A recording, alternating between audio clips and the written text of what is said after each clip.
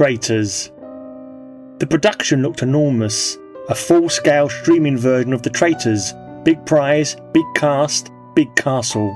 The presenter, Marcus Hale, wasn't a celebrity, but he had the kind of presence that made you assume he'd soon be one. Tall, fit, early 30s, clipped voice, the bearing of someone who spent time in uniform.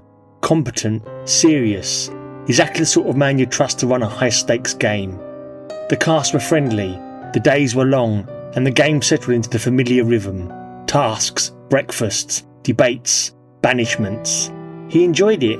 Everyone did. It felt like the show, just bigger. Marcus hosted the roundtables with calm authority, guiding the group through each vote.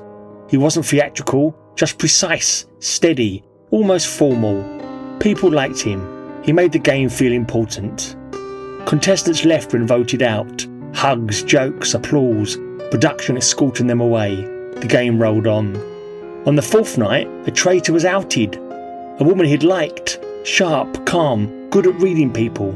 She accepted it, stood, and was led away by Marcus with a polite nod.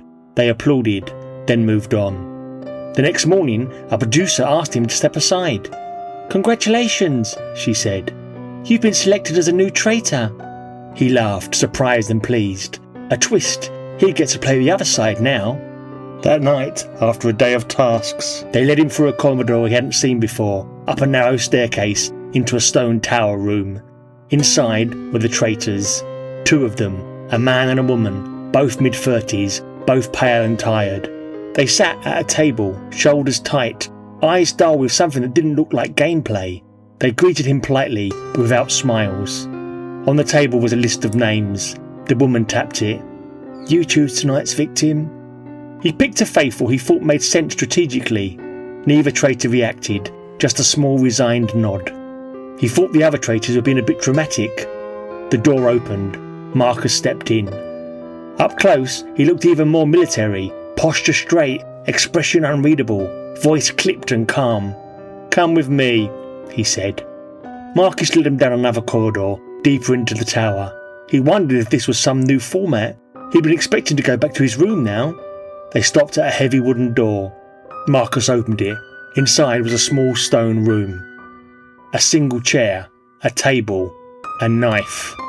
And the faithful he had chosen, tied to the chair, wrists bound, ankles fixed, head down, breathing hard. No cameras, no props, no theatrics. Just the room, the chair, the knife, and Marcus. Marcus closed the door behind them. "This is the task," he said.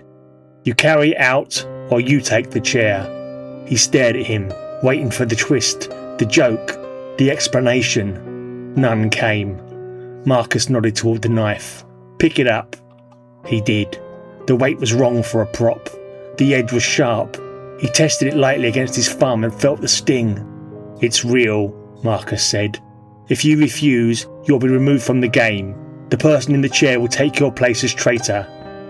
He thought of the traitors in the tower, the quiet, the strain, the way they hadn't smiled, the way the outed traitor had simply accepted her fate and gone. He understood now. He looked at the knife. He looked at the bound faithful. He looked at the door. He looked at his own hands. Marcus spoke softly, almost bored. "You have 1 minute to make your decision."